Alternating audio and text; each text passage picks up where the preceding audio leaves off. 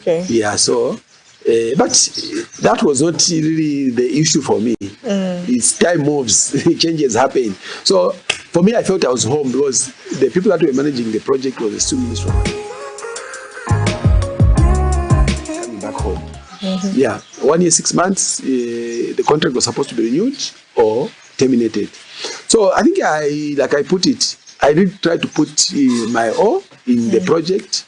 To the extent that I knew, after maybe less than 5 months, people were praising me to say, no, I think now we are seeing the project getting back on track. Yeah, but unfortunately, when the time for renewing of the contract came, it wasn't renewed. Under very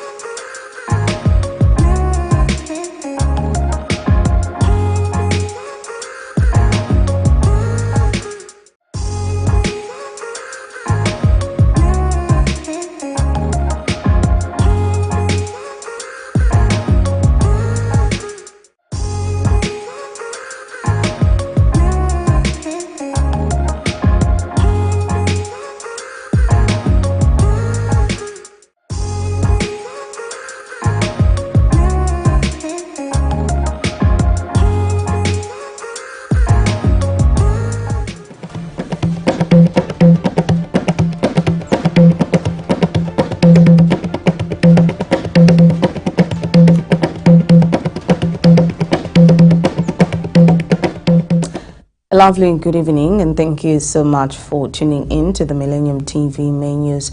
We take a look at stories making headlines. KARIBA Dam reservoir levels dropped to 48.6%, government discloses. LUNGU accuses UPND of revoking his privileges, imposing house arrest on him. And LUSAKA High Court Judge VINCENT SILOKA dismisses a PF case. In international news, world ignoring risk of Sudan genocide, UN expert. In sports, Man United's ONANA prioritizes mental health after rough start. I'll be back with the details after this break. Chop some onions. I've been to. Into the pot. Delicious. Sprinkle some spring onion. Have you heard about the lady who knows how to cook? She makes the best noodles with a special look. She adds little veggie, spices and meats, and serves them hot and fresh down in every street. Mama Vincent noodles, hey, you make me smile. Mama Vincent noodles, tasty every time. Mama B is making bento tonight. Mama B is making bento tonight. Mama B is making bento tonight. Mama B is making bento tonight. Good, better, bento. With the news in detail, my name is Lovisa Chilufia. Government has disclosed that ZESCO has recorded back 160 megawatts power from export contracts in order to cushion the power deficit in the country. Minister of Energy Peter Kapala says that the power utility company has started importing about 188 megawatts of power, bringing it to 348 megawatts, of which has been added to the country's national grid. Mr. Kapala adds that ZESCO has taken steps to steadily increase its power imports as a measure to reduce the deficit to support industries during the emergency period. He says while the power imports have eased pressure on the national grid, it is not without some limitations, which include network transmission constraints on some routes within the regional market. Speaking during a tour to check the water levels at KARIBA Dam today, Mr. Kapala says government recognizes and values the support of all stakeholders and is particularly grateful to the large power users who have taken steps to support the load management measures. Meanwhile, Mr. Kapala has revealed that as of May 14th, 2024, the water available for power generation at KARIBA Dam, the hardest hit reservoir in terms of reduced water inflows, stood at 48.6%, yielding a paltry 166 megawatts of power from the total installed power generating capacity of 1,080 megawatts. He also said the Iteji Dam at May 14, 2024, stood at 39% of usable water for generation of electricity. Ministry of Technology and Science has endorsed the AI Global Summit, which is believed to be a key step towards adoption of national AI strategy. Ministry Permanent Secretary Brilliant Habenzu says the summit offers a great platform for exchange of ideas around artificial intelligence. Mr. Habenzu has emphasized the summit's vital role in fostering collaboration and innovation in the field of AI, stating that by bringing together diverse perspectives and expertise, this summit holds the potential to accelerate the adoption and responsible implementation of AI solutions in Zambia and beyond. He has also reaffirmed government's commitment to supporting initiatives that promote technological innovation, capacity building, and digital transformation. Mr. Habenzu further commends Computer Connect Education for spearheading this initiative and recognizing the significance of such endeavors in driving technological progress and economic growth. I wish to state that we support the future of AI Global Summit and Expo, as it presents a remarkable platform for industry leaders, researchers, policymakers, and enthusiasts to converge, exchange ideas, and explore the latest development in AI technology. By bringing together diverse perspectives and expertise, this summit holds the potential to accelerate the adoption and responsible implementation of AI solutions in Zambia and beyond. We commend Connect Education for spearheading this initiative and recognize the significance of such endeavors in driving technological progress and economic growth. As a means of technology and science, we are committed to supporting initiatives that promote technological innovation, capacity building, and digital transformation. We are particularly excited about engaging with both global thought leaders and local experts to gather insights and recommendations that will inform the development of our... Former President Edgar Lungu has told the world that the UPND government has withdrawn all his entitlement, including state police and the former head of state, and has virtually been placed under house arrest. Former President Lungu says he is virtually under house arrest and that the UPND government has been working on building up a case for his imminent arrest on trumped-up charges of treason.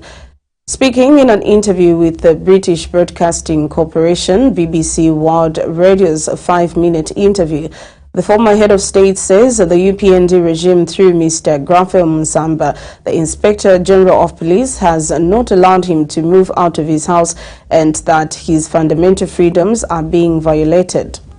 He adds that each time he left his home, he was accosted by police, and each time he went jogging, a tradition he has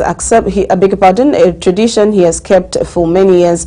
The police would waylay him, telling him his jogging was inciting the people. The former president says 25 dockets largely bordering on treason have been opened at police by UPND cadres against him. Aspiring MP from Fulira Central Constituency, Geoffrey Luchele, has criticized the mining expert and academician Professor Chilesha Peter's statement that mineral royalty tax should be reduced to below 1%, calling it a simplistic approach that would deprive the nation of crucial development funds. Mr. Luchele suggests that rather than considering a reduction in mining royalty tax to below 1%, the government should maintain the current rate of 6% and implement a model that safeguards against tax evasion. He asserts that the country and miners have not reaped substantial benefits from the mining sector due to the absence of robust policies prioritizing miners and local communities, as well as the inadequacy of laws to address tax evasion. He has further called on government to seriously consider implementing models, policies and reforms that prioritize miners, such as a Compensation Act, Pension Act, minimum wage, tax evasion protection, and the growth of shares in mines.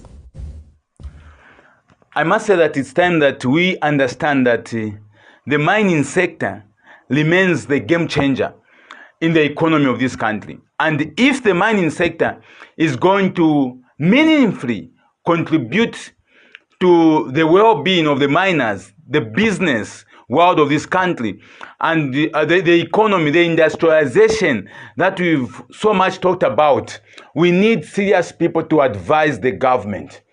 It's so unfortunate that the Honorable Professor Peter Chala, who is also the mining expert and the academician in the School of Mines at the CBU or Commonwealth University, could advise the government of reducing the mineral royalty tax to below 1% to attract investors.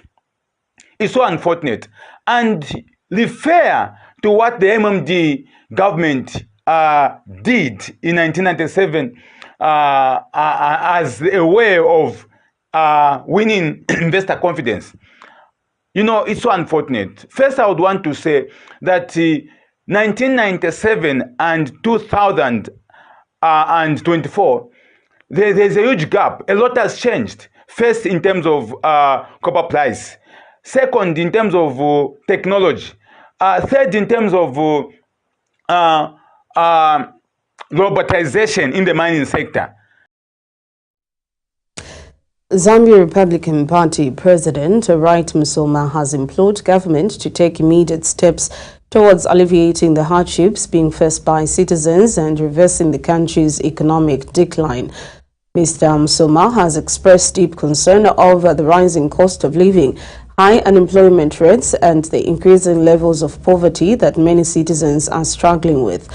Mr. Musoma highlights that the solutions to these problems cannot continue to depend on the selfish interests of government, nor on cold calculations of profit that a few businessmen draw up. He states that the country cannot continue begging or relying on International Monetary Fund (IMF) deals because these deals have never worked and they are evidently not working.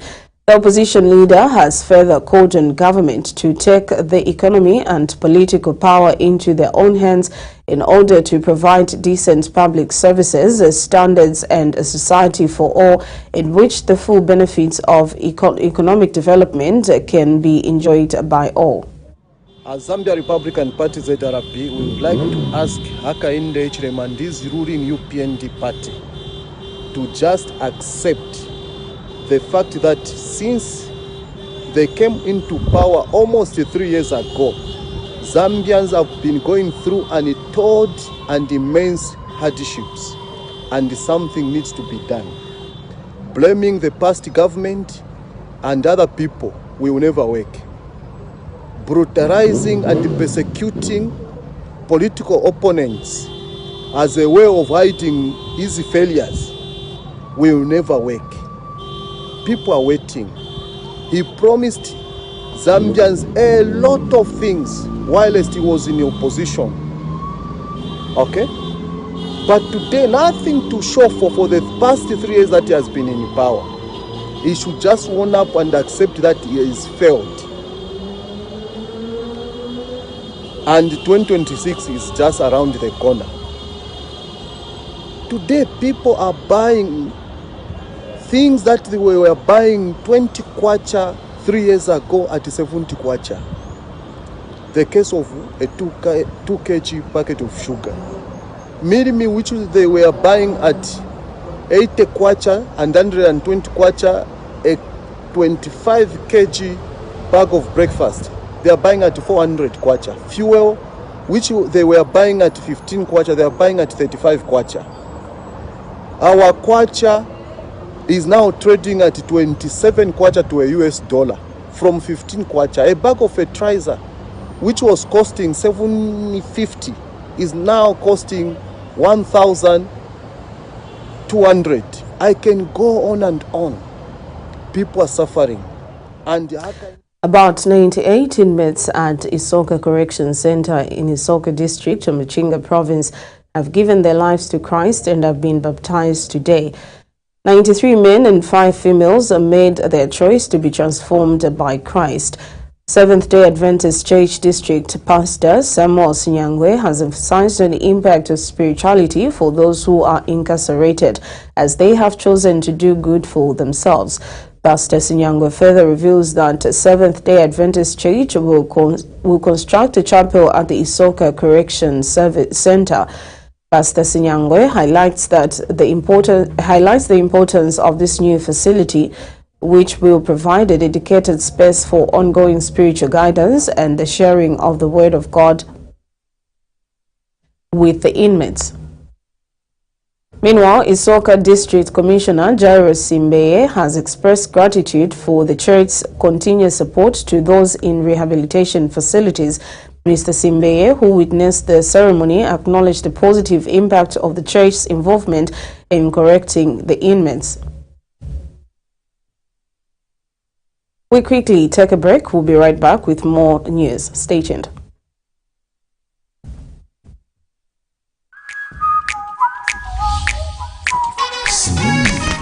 Already this green and I'm ready to go. Now tell me, do you feel the flow? When you feel low, you can use some yellow to brighten up the show. Smoothie. When I wanna get fired up, all I do is get the red. Smoothie. Orange makes me feel alright and happy all the way.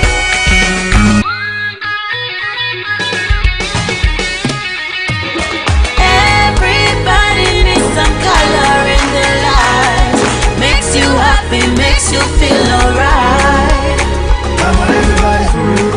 Fruticana, Fruticana, Fruticana,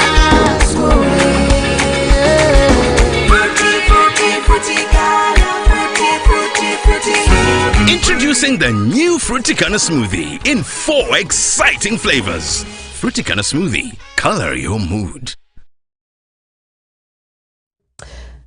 Welcome back, and now with the rest of the news. LUSAKA High Court's Judge Vincent SILOKA has dismissed the case in which Patriotic Front presidential candidates challenged the illegal extraordinary general conference held by expelled Material Member of Parliament Mao Sampa and his purported election as president. Judge SILOKA ruled that he has dismissed on the matter of multiplicity of cases. Honorable Mtote Kafwaya, Ambassador Emmanuel Mwamba, Mr. Geoffrey Wale Mwamba, Dr. Chimba Kamwili, Mr. Greyford Monde, Honorable Chitaluchilufia, and Honorable Brian Mondowile had petitioned the High Court for the court to determine the legality of the extraordinary general conference held by Mayo Sampa and UPND members on 24th October 2023, reporting that the meeting of the Patriotic Front had elected him as a PF president.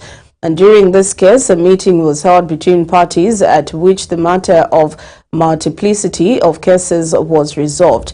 The Patriotic Front proceeded to drop the cases before Judge Stumbeko Chocho and in the Court of Appeals. And Patriotic Front Vice President Honorable Given Lubinda says the party will appeal against this ruling as the main matter has not been heard and there were no multiplicity of cases as ruled by the judge. He has also expressed surprise that Judge SILOKA dismissed the case based on a preliminary matter. For us, that fits in the narrative that was disclosed by one of Mau Sampa's lawyers, who divulged to the country that they are going to use all means to stretch these matters for over a long period of time. He actually did state that they will make sure that they keep stretching and stretching and stretching until 2026. So we were not surprised when we heard that Mau Sampa chose that instead of the courts being asked to delve into the merits and demerits of the main matter, they decided to come up with some preliminary issues. Like Chairman Information stated, one of the preliminary issues was the question about duplicity of matters, that there were too many similar matters that were before the courts of law. And the second preliminary issue that was raised was that the petition by Mutotwe Kafwaya, Emmanuel Mwamba, Godfrey Bwaliak Mwamba, Chishimba Kambuidi, Greyford Monde, Chitaru Chilufya, Brian Mundubile, was signed by counsel and not by the petitioners. And I thought we should make this clear. On the first preliminary issue, which I'll comment on a little later, yes, the judge chose to say yes, there was a duplicity of matters. On the second matter, on the second preliminary issue, the judge threw out that preliminary issue and stated that because this is not an election petition, the petitioners, the names I've called out, did not have to sign the petition, but that the petition was correctly signed by their counsel. And that is all that we had for you in our local stories. We now move on to international news. Sudan's Darfur region is facing a growing risk of genocide as the war's attention is focused on conflicts in Ukraine and Gaza, a UN expert warns. Alice Wairimu Nderitu says many civilians were targeted based on their ethnicity in Sudan's besieged city of El Fasher, where fierce fighting has intensified in recent days. More than 700 deaths have been reported in 10 days by a medical charity in the city. She cites that the situation is unfolding to be like a Rwanda-like genocide of 1994, citing a UN analysis on the increasing risk factors. In sports, Andre Onana arrived at Manchester United last year as the best goalkeeper in the world. Within weeks, his reputation had taken a battering and he was left needing to protect his mental health. Onana says as he prepared for Saturday's FA Cup final against Premier League champion Manchester City at Wembley Stadium. Saturday's game is a rematch of last year's final, which City won 2-1 on the way to a treble of trophies, including the Premier League and Champions League. Onana wasn't involved in that match because he hadn't yet completed his move to Old Trafford. But the game represents a rematch for him on a personal level after his Inter Milan team lost 1-0 to City in last year's Champions League final. That sporting item brings us to the end of our main news, but before we go, we take a look at stories making headlines once again. KARIBA Dam reservoir levels dropped to 48.6%, government discloses. LUNGU accuses UPND of revoking his privileges, imposing house arrests on him. And LUSAKA High Court Judge VINCENT SILOKA dismisses a PF case. In international news, a world ignoring risk of Sudan genocide, UN expert. In sports, Man United's Onana prioritizes mental health after rough start. This has been the Millennium TV main news, read by Lovisa Chilufya. Thank you so much for staying with us.